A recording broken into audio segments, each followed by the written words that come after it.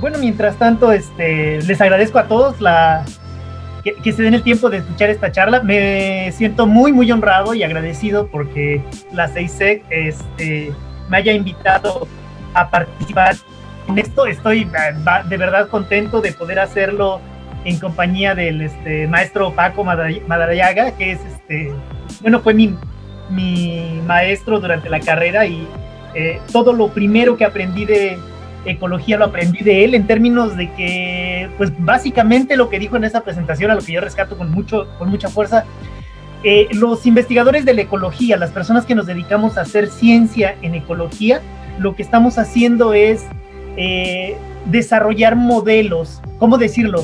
Estamos simplificando la realidad para poder entenderla, qué es lo que está pasando allá afuera, y a través de estudiar las relaciones que hay entre las especies, con el medio ambiente, con las características circunstanciales de un momento, empezar a ver cómo reaccionan a lo largo del tiempo. Y con eso no solamente describirlo, sino poder predecir qué va a pasar y hacer alguna diferencia. ¿Ya ven mi pantalla? Ya está en... Ah, excelente. Bueno, entonces, en ese terreno, cuando estamos tratando de entender las relaciones que hay entre los organismos para poder decir, bueno, yo quiero saber qué es lo que sucede, cómo me está afectando, cómo está afectando a mi entorno, qué es lo que va a pasar, pues resulta que todas las simplificaciones que tenemos, todos nuestros modelos están limitados por el mejor conocimiento disponible. Y en ese sentido, la ecología actualmente se está desarrollando como una disciplina de crisis, como una ciencia tan delicada como el cáncer. En el cáncer, en los estudios del cáncer, hay muchísimo riesgo de que se nos muera el paciente, por ejemplo, en el caso del tratamiento de salud, y tenemos que tomar la mejor decisión posible rapidísimo, pero con información fragmentada. Y, por ejemplo, si queremos probar un tratamiento, no podemos esperar a que 30 personas se nos enfermen y aplicarles a todas diferentes tratamientos y decidir que algunas de ellas sean controles, ¿no? A las que no les demos el tratamiento para ver qué pasa en el experimento. Entonces, la naturaleza nos obliga a utilizar herramientas cada vez más poderosas en las que nosotros tratamos de describir las relaciones entre un organismo y otro y a partir de ello sacar conclusiones. Así que la ecología lo que nos da es herramientas para ver cuáles son esos factores que van a complicar la situación, que van a jalar la tendencia de quienes están enfermos hacia un lado o hacia otro, si son los más jóvenes, si son los más viejos, si hay alguna separación entre sexos, si tiene que ver con su historial médico. Y en el terreno de lo que hacemos los biólogos, que aparte nos encargamos de especializarnos en conocer la diversidad de la vida y a ello meterle números como dónde se encuentran y cuántos son, la diversidad y abundancia, distribución y abundancia, como decía recién el maestro Paco, entonces esa gran complejidad de cosas que están pasando una tras otra nos pone en un momento de la historia impresionante. De hecho, mientras estábamos saludándonos los oradores y los coordinadores de esta reunión, estábamos haciendo una charla porque el maestro Paco fue nuestro maestro en la carrera, tanto del maestro del doctor Eleuterio como mío. Decíamos, no, pues es que nos enseñó en el siglo pasado. Pensándolo bien, lo que estamos haciendo ahorita es que las personas que estamos participando en esta presentación tenemos una formación académica que viene del milenio pasado. Es decir, cuando empezamos a estudiar, todavía eran los 1900, ¿sí? Y eso que estoy poniendo así como chiste, en realidad marca una gran diferencia en lo que está pasando ahorita. Precisamente el tipo de decisiones que se están tomando respecto a la información disponible y con las herramientas tecnológicas de ahorita, nos está poniendo en un punto de la historia en donde jamás habíamos estado. Y aunque a todos nos pone los pelos de punta porque no dejamos de ver personas muy queridas que adquieren la enfermedad o que de repente sufren un fallecimiento por esto, nos damos cuenta que es el mejor momento para tomar mejores decisiones que cambien toda la tendencia. Y desde mi perspectiva, como estudioso de la fauna silvestre, a mí me llama mucho la atención que una de las principales cosas que nos hemos concentrado en buscar desde el lado de la ciencia ha sido, bueno, ¿y de dónde vino la enfermedad? Y han salido para COVID-19 por lo menos ¿cómo se llaman? 4 candidatos. Originalmente y de inmediato, por tratarse de un coronavirus, por parecerse mucho a la reciente pandemia del SARS, de inmediato los murciélagos saltaron como un primer candidato, ¿no? Poco después se señaló a las serpientes, después a las civetas y a los pangolines, y el punto está aquí en, bueno, y entonces, ¿a quién le hacemos caso? Está saliendo mucha información, de repente una autoridad dice una cosa, otra dice otra. ¿Cómo tomamos decisiones? Y mientras que, como decía el maestro Paco, muchos de nosotros demandamos una gran simplicidad de las personas que nos están dirigiendo, en realidad nos estamos enfrentando con un problema bastante complejo. Y complejo significa que hay muchos factores interviniendo y nos interesa a todos entenderlos para poder hacer algo al respecto. Entonces, entrando en materia, me interesa mucho que tengamos claro el concepto de zoonosis. Este concepto ahorita lo tomé de la Organización Mundial de la Salud, y la define muy brevemente como son el grupo de enfermedades infecciosas que se transfieren de forma natural de los animales a los seres humanos. Y estoy seguro que todos nuestros compañeros del área de la salud tendrán muy clara esta parte. Hay enfermedades que nos transmiten los animales. Y el gráfico que pongo es un ejemplo de la forma en la que lo vemos. Esos humanos que están en el centro indefensos, a merced de un montón de animales, algunos de ellos bonitos, pero la mayoría de ellos un tanto peligrosos, pueden sufrir la enfermedad. Y esto tiene que ver con una forma de ver la vida desde una perspectiva remedial, de cuando ya tenemos el problema y hay que hacer algo para salvarlo, ¿no? Un poco la intención de esta charla tiene más que ver con un cambio de percepción, con una idea de que podemos entender la realidad considerando distintos aspectos y su contribución al problema que nos interesa. Y en este particular punto nos interesa el problema de quiénes se enferman y por qué. Y entonces cambiaremos la perspectiva de visión de decir, es que son los humanos víctimas de las enfermedades transmitidas por animales, a decir, existe una serie de factores que intervienen en cómo la enfermedad se da. Y una zoonosis puede convertirse en una epidemia, es decir, en una alta transmisión dentro de la población humana. Y esto incluye las interacciones con los animales, con las plantas, los sitios donde vivimos, las densidades a las que están nuestras poblaciones, las actividades que realizamos en contacto con y sin la fauna, flora silvestre y la biodiversidad.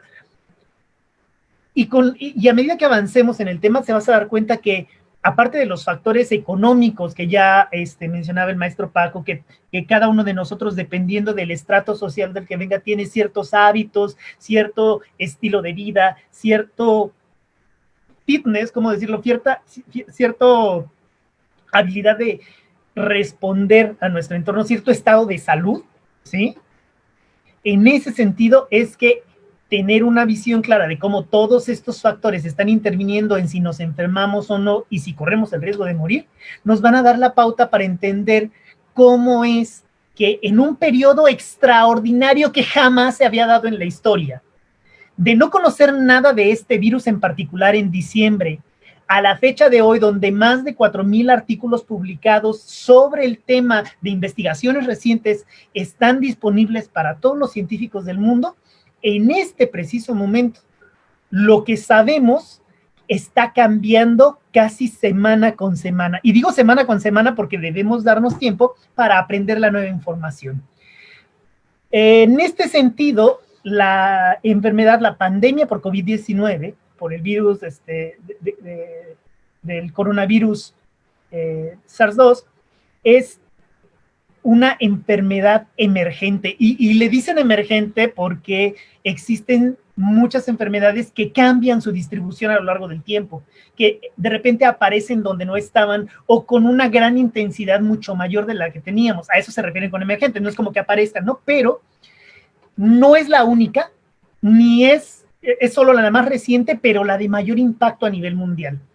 En este análisis que hizo, que fue publicado en una revista médica internacional en 2017, se muestra un historial de las enfermedades que emergieron en color rojo, las que estaban resurgiendo, que se creía que ya se habían acabado, y las que de repente aparecieron por una acción deliberada, que en este caso era el bioterrorismo en Estados Unidos, ¿no?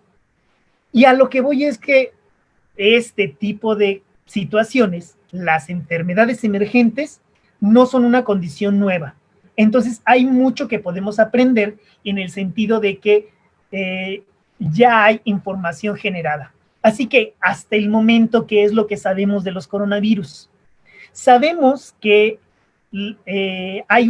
los virus no están vivos, son por definición una cápsula de proteínas que protege un contenido genético que les permite autorreplicarse dentro de nuestro propio organismo, pero para estudiarlos también los clasificamos como los seres vivos en esa organización jerárquica que proponía Linneo, que llamamos la clasificación binomial.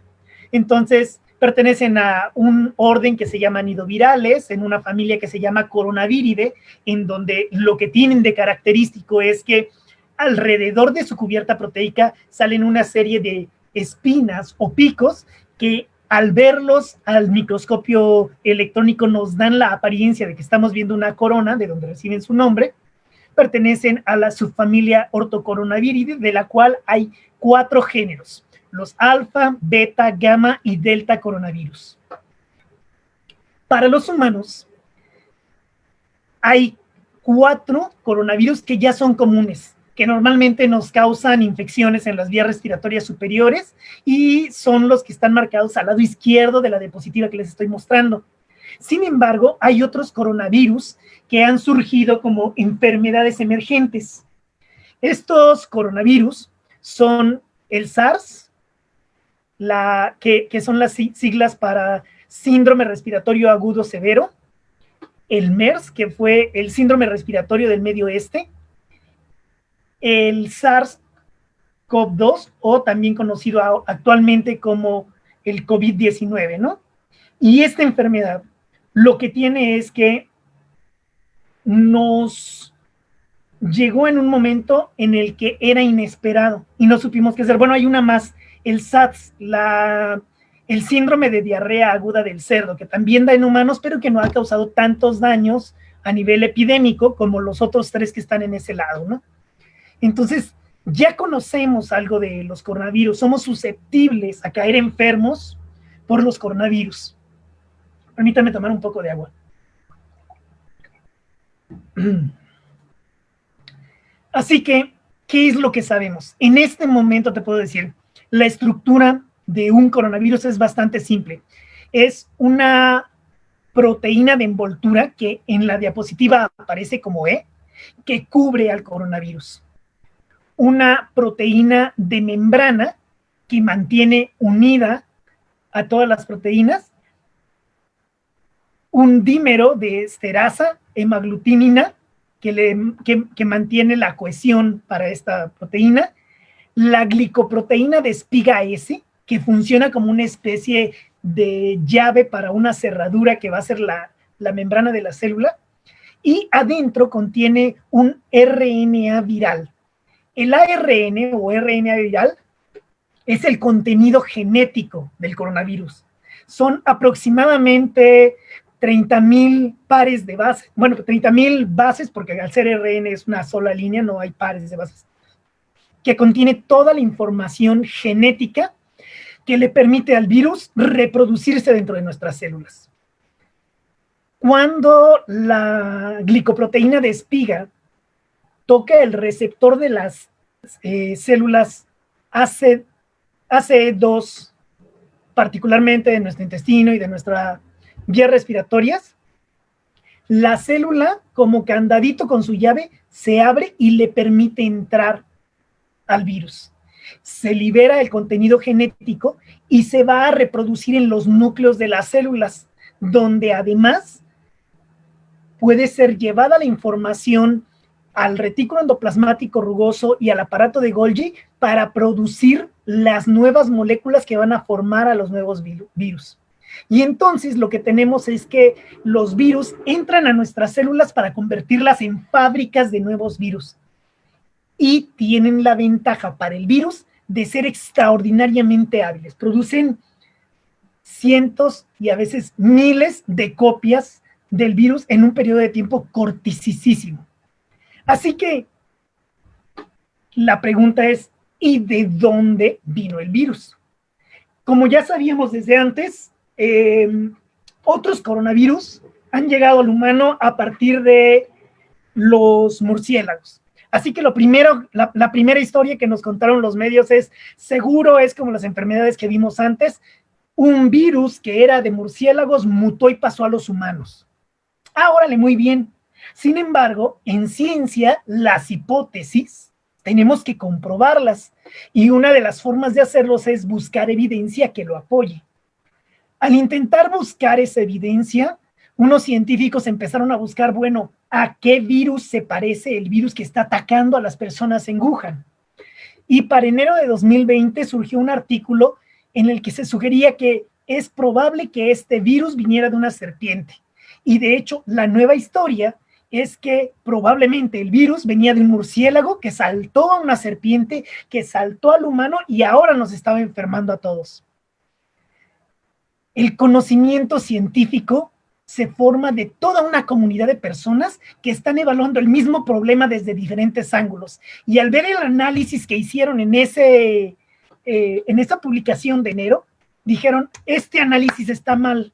Necesitamos hacer el análisis de una forma más completa que incluya más información que está disponible y que además incluya partes de la genética del virus que nos den un poco más de su historia. Y actualmente surgió la que por el momento es la hipótesis más aceptada. Es decir, aunque esto que te voy a decir en este momento es lo que todos creemos que es más posible que pasara, todavía puede aparecer nueva evidencia que lo contradiga. Pero aparentemente el virus que tenemos ahorita los humanos debimos adquirirlo en algún momento de los pangolines, que es una especie de mamífero que tiene escamas hechas de pelo en su cuerpo, que parece como si fuera una alcachofa, que debió ser infectado por un virus. ¿Cómo es que los virus pueden saltar de una especie a la otra? La explicación más plausible es que haya habido una mutación o una recombinación.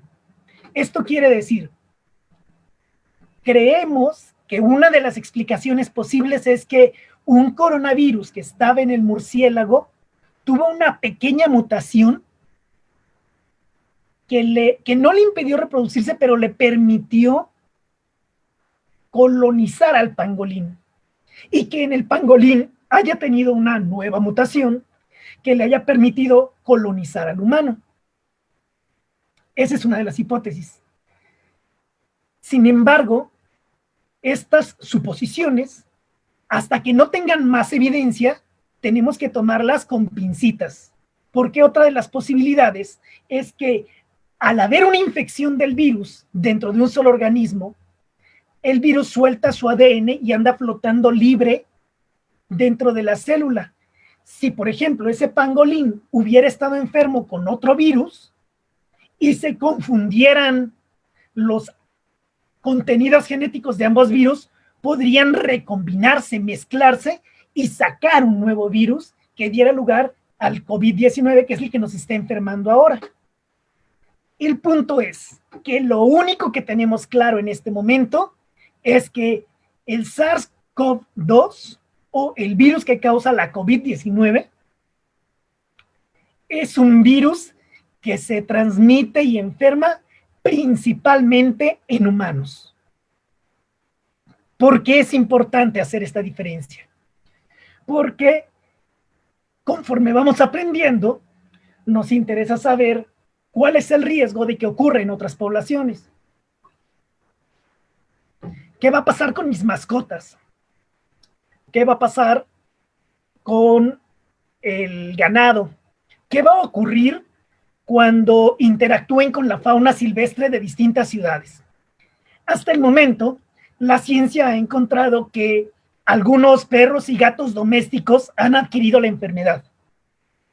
que en laboratorio es posible transmitir la enfermedad a gatos y a hurones, que aproximadamente 102 gatos domésticos eran capaces de recibir la enfermedad después de haber entrado en contacto con personas enfermas, y que animales como leones, tigres, el mink, ese con el que se hacen abrigos de mink, y los hámsters son capaces de recibir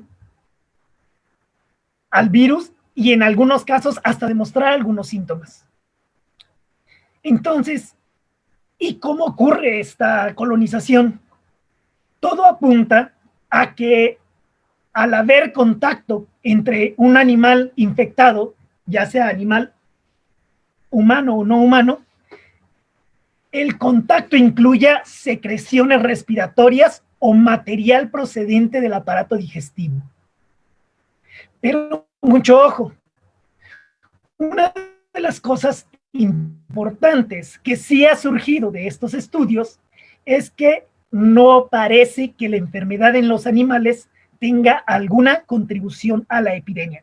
Y aunque es importante saber que nuestros gatos pueden contagiarse, es muy poco probable que los gatos formen parte de la transmisión común de esta enfermedad.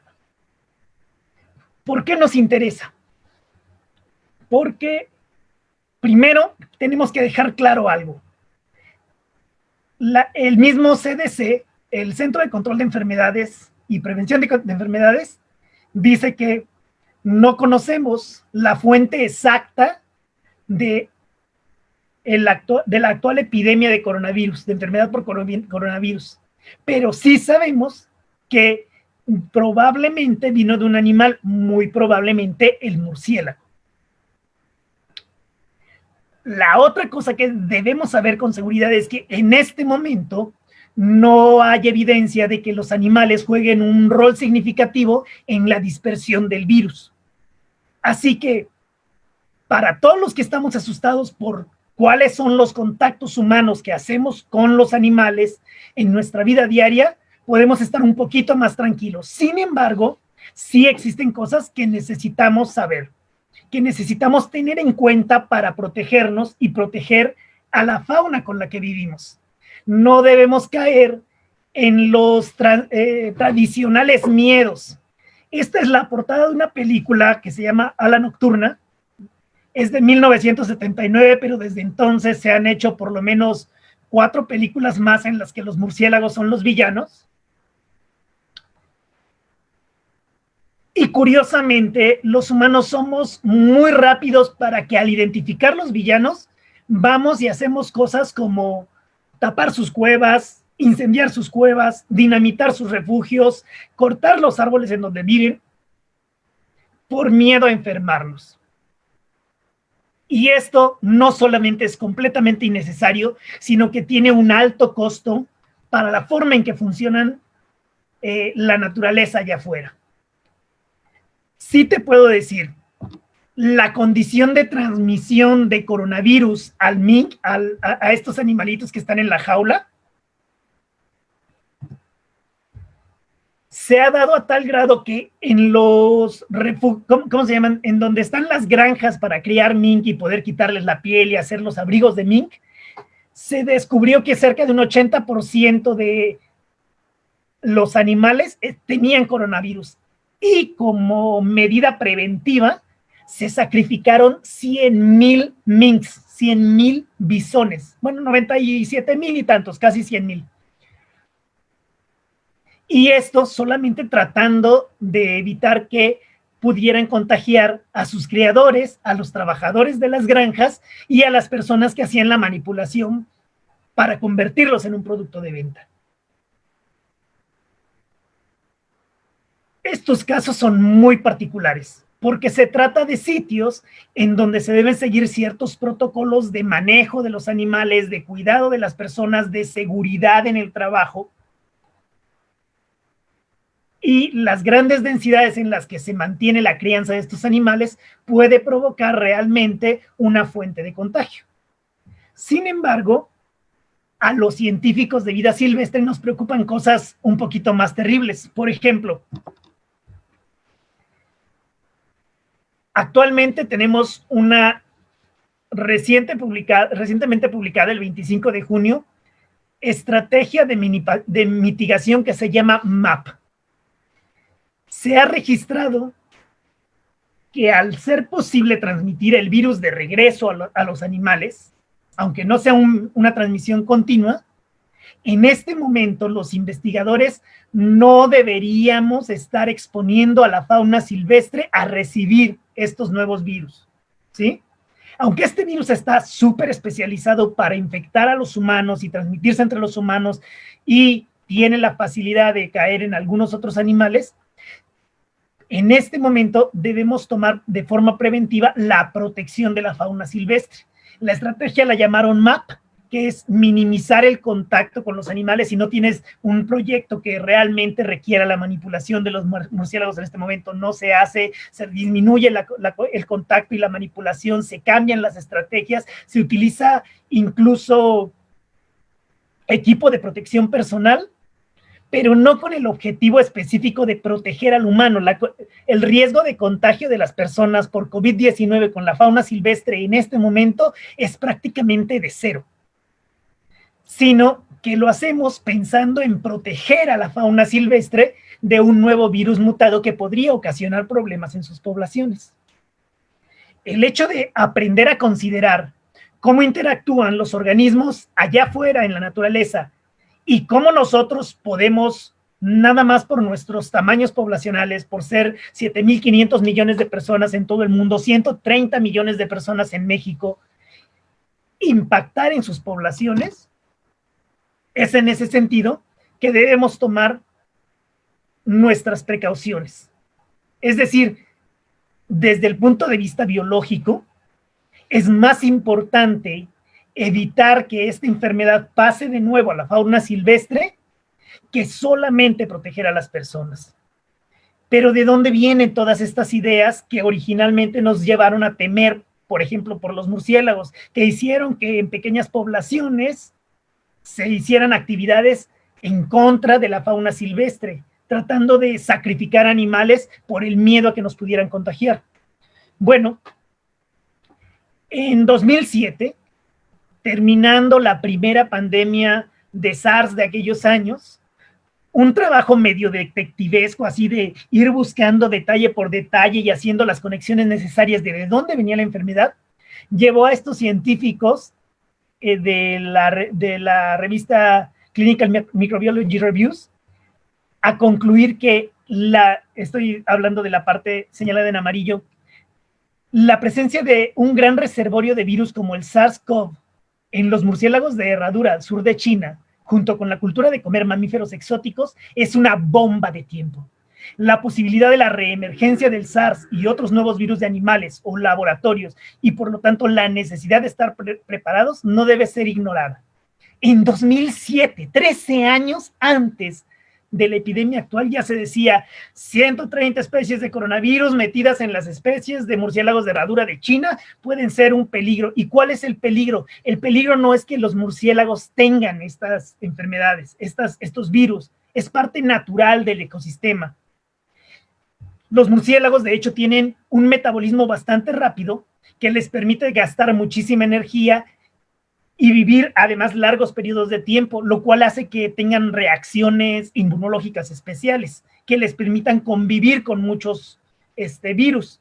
Por ejemplo, ellos no sufren tanto las enfermedades por virus como los coronavirus y más bien tienen la posibilidad de convivir con ellas. Entonces, ¿cuál es el gran riesgo? No sé si recuerdas esta película de 2011. Voy a poner los últimos 2 minutos, me parecieron excepcionales. Son el epílogo de la película termina después de cómo controlaron su epidemia y cómo mutaba y cómo encontraron qué era lo que se podía hacer para salvarla, generar una cura y repartirla entre todo el mundo. Hacen una pequeña narración que podría explicarnos cómo surgió su paciente cero hipotético de la película. Quiero que lo veas, porque lo que ocurre en este video se parece mucho a la imagen que han estado repite y repite y repite los científicos. En las selvas de Borneo, unos murciélagos comiendo los murciélagos ya pasan por un periodo de deforestación que los obliga a irse a comer los cultivos frutales que están alrededor de las granjas. Al llevarse los frutos y comer, sueltan trozos de fruta y saliva que los animales de las granjas se encuentran deliciosos. Estos animales se llevan al mercado y cuando están a punto de ser procesados, pueden ocurrir sesiones de contacto en donde los líquidos de una persona y los del animal permiten la introducción del virus dentro del cuerpo. El video se repite una y otra vez por si quieres verlo bastantes veces, pero bueno, busque el epílogo de la película Contagio.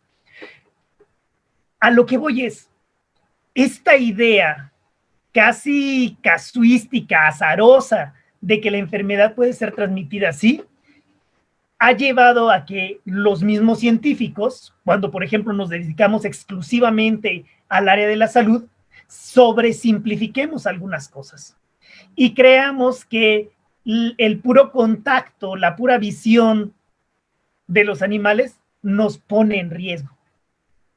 Y tan es así que se ve reflejado en lo que actualmente se publica. Por ejemplo, tan solo 4 años después de la película, en 2015, un equipo internacional de científicos recolectó muestras de sangre de 218 aldeanos en Yunnan que vivían a 6 kilómetros de las cuevas de murciélagos.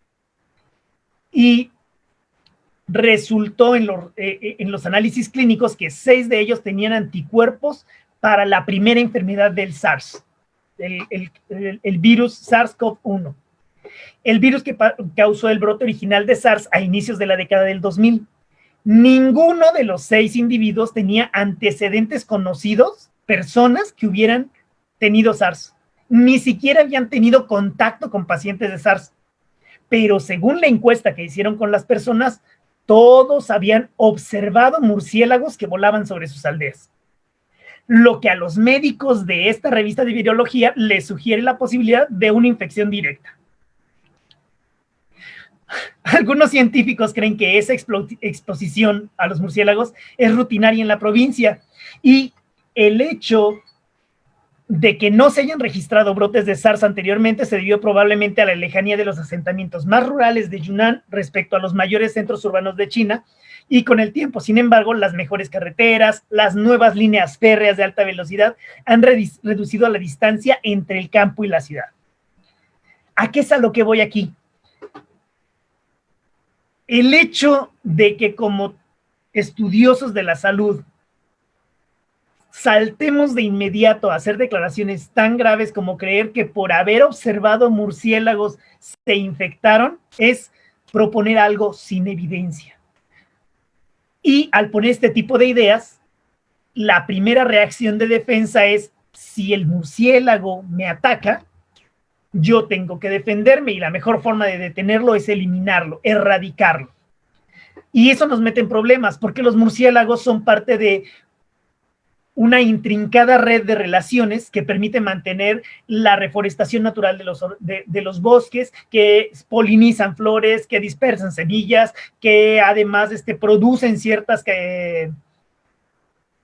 materias primas que necesitamos, como lo que se necesita para los magueyes, para producir mezcal, para producir tequila, algunos frutos, algunos cultivos que requieren de que los murciélagos insectívoros vayan y se coman a las plagas.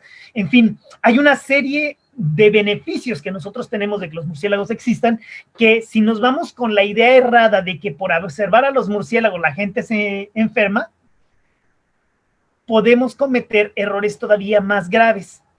¿Por qué más graves? Porque hay un patrón que se está repitiendo una y otra vez y que estamos aprendiendo cada vez más. Resulta que la biodiversidad, la cantidad de seres de vivos distintos que existen en un área determinada, digamos en nuestro país, digamos en Chilpancingo, Guerrero, Acapulco, Iguala o Zihuatanejo, en cada una de las partes es diferente. Es cierto, se comparten algunas plantas y animales y es cierto, otros son únicos de cada lugar. Entonces, una de las muestras que hemos recibido de la ciencia actual es que existe una tendencia en donde entre el 72 y el 84% de las enfermedades transmitidas por fauna silvestre aparecen más cuando la biodiversidad ha disminuido que cuando se mantiene la biodiversidad original. Y tú lo sabes, tú lo has visto, has vivido 10, 15, 20 años en la misma colonia y has visto cómo de repente se van pavimentando las calles, se van quitando menos árboles, se quita la vegetación original para poner nueva. Al principio te llegaban ciertas lagartijas, ahora ya no te llegan esas, sino que ves las cuijas tradicionales rosas, esas que mandan besos en la casa. El tipo de arañas que hay, al principio había unas grandotas que tenían tenazas o a muchos alacranes y poco a poco se van desapareciendo. Las plantas empiezan a dejar de ser las plantas originales, ya dejas de ver las higuerillas, dejas de ver las plantas ruderales que había por ahí, los pastos y los arbustos y los árboles originales, para ver más truenos y organismos que ya conocemos. Bueno, resulta que a esa desaparición de las especies originales le llamamos disminución de la biodiversidad, desaparición de la biodiversidad. Y al analizar varios casos de transmisión de enfermedades, podemos encontrar evidencias de que conforme se reduce la biodiversidad, es más posible que estas enfermedades aparezcan y reaparezcan en esos procesos de emergencia en donde de repente muchas personas se enferman. Y los mecanismos de acción por los que esto ocurre son por lo menos 3 distintos. Por ejemplo, al lado izquierdo de la diapositiva se muestra una pulga, que es la transmisora de la enfermedad de Lyme, un ratón y un tlacuache. Resulta que los ratones de patas blancas son muy buenos para recibir las pulgas y son muy malos para limpiarse. Entonces, mientras que un ratón se puede quitar unas 5 pulgas, los tlacuaches son bien, pero bien quisquillosos. Perdón, garrapatas. Son pero bien quisquillosos. Si empiezan a tener una garrapata, se la quitan y ellas pueden quitarse hasta 50 garrapatas en un solo día.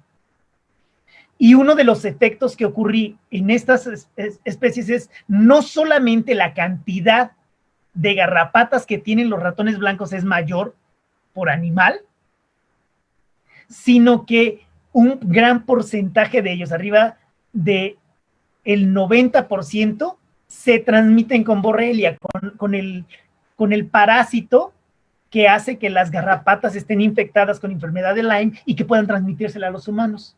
Mientras que con los tlacuaches se comen las garrapatas, la mayoría de ellas se las quitan y las matan, y aunque tengan muchas garrapatas, estas no se infectan con la enfermedad de Lyme. Es decir, cuando existen más especies, la enfermedad encuentra más bloqueos, ¿sí? Como que se diluye dentro de la biodiversidad y no ocasiona estas explosiones epidémicas. Del lado derecho se muestra cómo la diversidad de huéspedes que eran animales que eran positivos a hantavirus antes de la remoción de la biodiversidad era mayor y después de la remoción era menor. Es decir, hay más animales positivos cuando remueves a la biodiversidad. Y esto en estudios experimentales.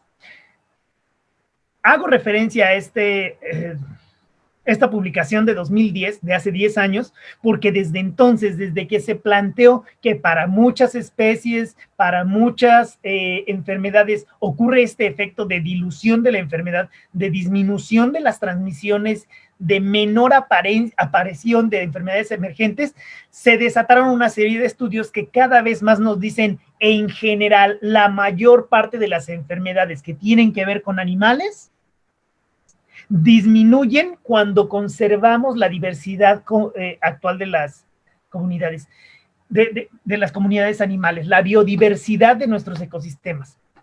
Entonces, hablo un poquito más detallado de cómo nosotros como humanos nos aprovechamos de esta biodiversidad en una charla que se llama Conservación de la Biodiversidad, que tengo disponible en mi perfil. Si no, no duden en preguntar por ella, les pongo el enlace. Pero precisamente del único servicio ambiental del que no hablo, que nos da la biodiversidad, es de esta protección en contra de enfermedades emergentes.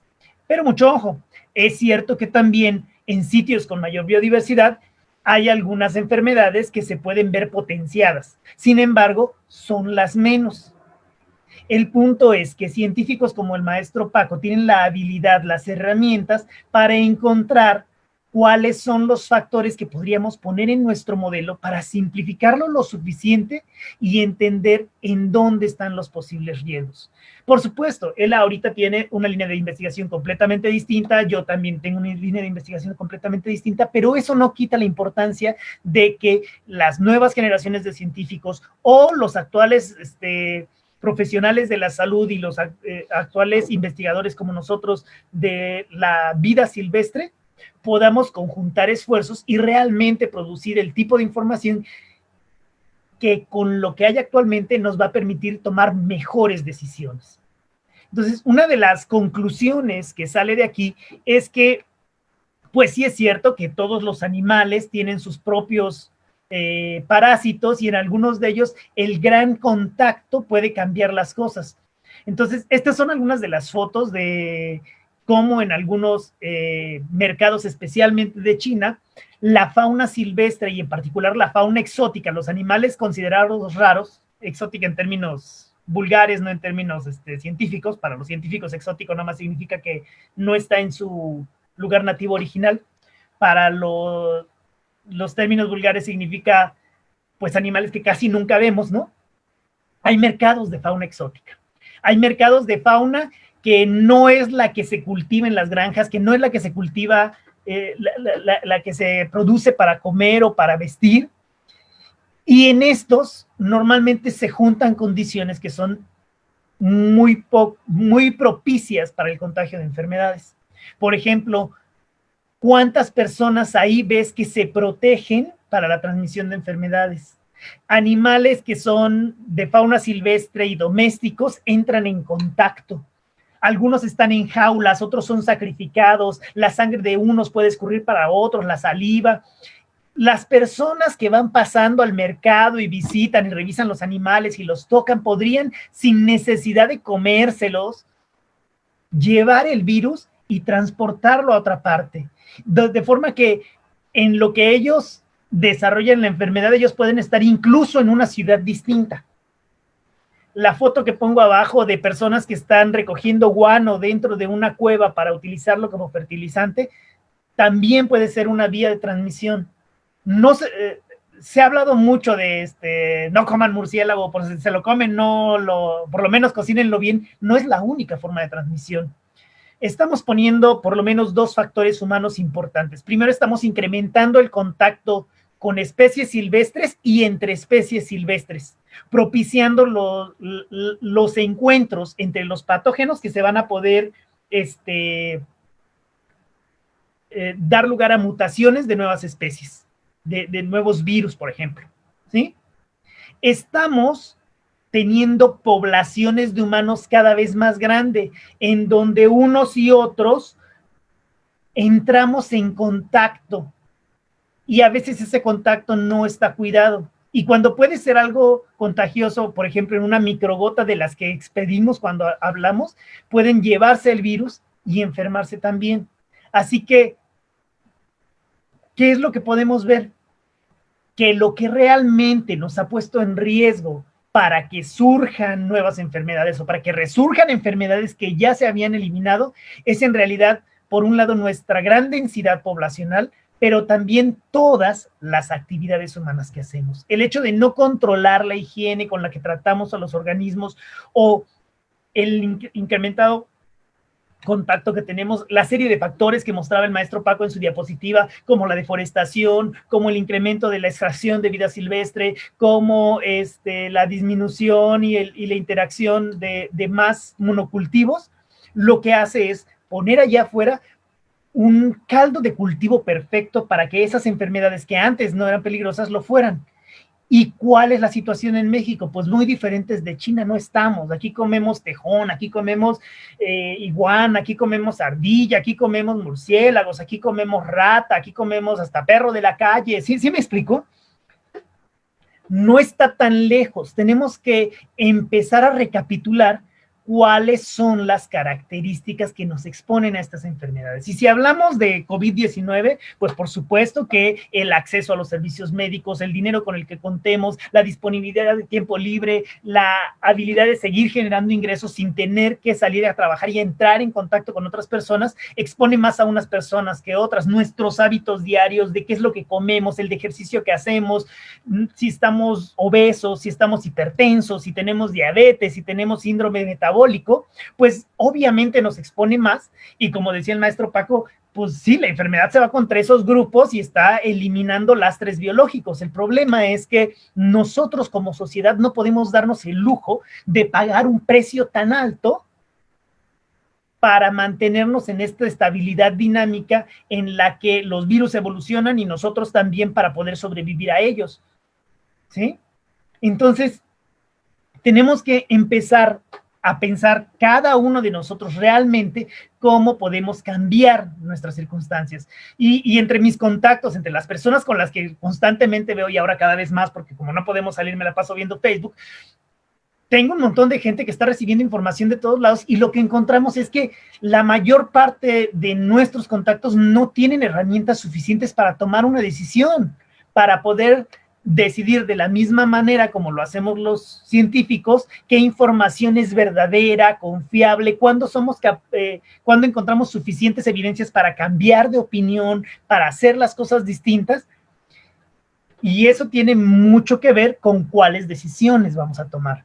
Entonces, el hecho de que de repente se acuse a las autoridades de haber tomado malas decisiones, bueno, pues sí, probablemente sí, pero te garantizo que nadie tenía una mejor opción en ese momento, ¿sí? Y que en todos los casos ha sido una gran apuesta, lo que hicieron en países muchísimo más desarrollados con mayor acceso a los servicios de salud, como decir, no, pues no hacemos ninguna reclusión y salen todos enfermos, en realidad resultó en una mayor intensidad de casos letales, ¿no? Que terminaron en muerte. Entonces, creo que hay una serie de aprendizajes que necesitamos hacer como comunidad. Necesitamos, por un lado, aprender a escuchar más a las personas que no creen en la ciencia, que no creen en los detalles que se dicen acá, para poder explicar en los mismos términos en los que ellos entienden qué es lo que nosotros estamos tomando en cuenta, y ser capaces de adquirir esa información como una forma de toma de decisión. De hecho, ahorita, los únicos 2 mensajes con los que me sentiría satisfecho de que se vayan ustedes con estos 2 renglones que dice Julio Emilio Echeverría, que es un virólogo argentino, que dice: al día de hoy no está en absoluto establecido que los murciélagos hayan sido la fuente directa del origen del brote en China. No hay evidencias, no hay datos que digan un murciélago tocó a una persona, ¿sí? Ningún murciélago anda persiguiendo a las personas para contagiarte de coronavirus. No existe, no se da, no hay la posibilidad, ¿sí? Ni los murciélagos, ni cualquier otro animal tienen ya papel alguno en el progreso de la epidemia. La epidemia a la que nos estamos enfrentando actualmente se basa exclusivamente en la transmisión de persona a persona. Por supuesto que tenemos que tener en cuenta que animales como los gatos, como los perros, como los hurones, como los leones, como los tigres, como el mink, como los hámsters, pueden contagiarse, pero la contribución que esos animales van a tener a que se disemine en la población es prácticamente nula. De hecho, aunque en este momento el programa para el ambiente de las Naciones Unidas, a través de su directora Inger Andersen, dice que la ciencia es clara: si seguimos explotando la vida silvestre y destruyendo nuestros ecosistemas, podemos esperar ver un crecimiento continuo de estas enfermedades que saltan de los animales a los humanos en los años que siguen. Aunque esto es un hecho, una de las cosas que podemos decirte es que las estrategias que vamos a tomar no necesariamente implican que, que hagamos las cosas de la misma manera. Hay por lo menos 4 líneas de recomendaciones para la población en general. Número 1, necesitamos muchísimo más investigación en zoonosis, pero desde una perspectiva que no se base solamente en el paciente y en el tratado, sino en el conocimiento que tenemos de la zoonosis en términos de los factores que interactúan con ella y que las permiten poner como una nueva enfermedad. Necesitamos hacer modelos más ecológicos en términos de que vean estos factores sociales, económicos, de acción y con las diferentes especies que interactúan en la aparición de las enfermedades. Y hacer esto también requiere que nosotros pensemos que además los problemas actuales que vemos como de salud pública en realidad son problemas de biodiversidad, o más bien los problemas de biodiversidad van a redituar en la salud pública. Tenemos que cambiar también la forma en la que nuestras leyes están regulando los mercados de comida, por ejemplo, ¿sí? Ahorita la ridiculez esta que está saliendo de peleas entre que si son malos y no son malos, y deben decir que son malos o no, los refrescos, los dulces, los cereales, las papitas y todas esas cosas que los mexicanos nos comemos, pues es una posición bien paternalista, es decir, a ver, eres tan tonto ciudadano que no puedes decidir qué es bueno y qué es malo para ti, que le vamos a quitar al osito Bimbo, le vamos a quitar al tigre Toño, le vamos a quitar a todo lo que te pueda parecer atractivo para que no vayas y comas comida chatarra. Y todavía eso es una perspectiva de ir a remediar la situación. Necesitamos cambiarla, necesitamos hacer las cosas de una forma distinta que nos permita comer mejor, tener mejores hábitos, incentivos para mejorar el control de las enfermedades, para prevenirla en la industria de los alimentos y también en el de la vida propia, ¿no? Y necesitamos, por supuesto, mejorar los medios de distribución de alimentos, porque en la medida en que podamos hacer esto, vamos a tener una respuesta más rápida. Ojo, no digo un mejor control, una respuesta más rápida cuando este tipo de situaciones aparezcan. A nivel de personas, para personas que tienen tiendas de mascota, creadores y granjas, pues necesitas saber las recomendaciones que hace el CDC con respecto a la prevención y control de enfermedades. Primero, de nuevo, los animales, incluidas las mascotas que dan positivo, no contribuyen a la enfermedad, a la epidemia. Es más, de hecho, generalmente han sido contagiadas por las personas, no es que estén contagiando a las personas. Segundo, ese riesgo de que contagien a las personas se considera tan bajo que casi es imposible. Y no se recomienda la eutanasia de los animales, sino quedarse en casa si están enfermos, cubrirse, proteger a las personas y a los animales, aumentar la distancia, la limpieza y la desinfección periódica de las superficies, en fin. Todas estas características tienen que ver con nosotros cambiar nuestra actividad frente a los organismos, frente al uso de los ecosistemas y dar la opción de que esto sea una mejora en nuestras poblaciones. Por supuesto, estoy seguro que esto va a dejar muchas dudas, pero tenemos que pararle por el tiempo. Les agradezco mucho su atención.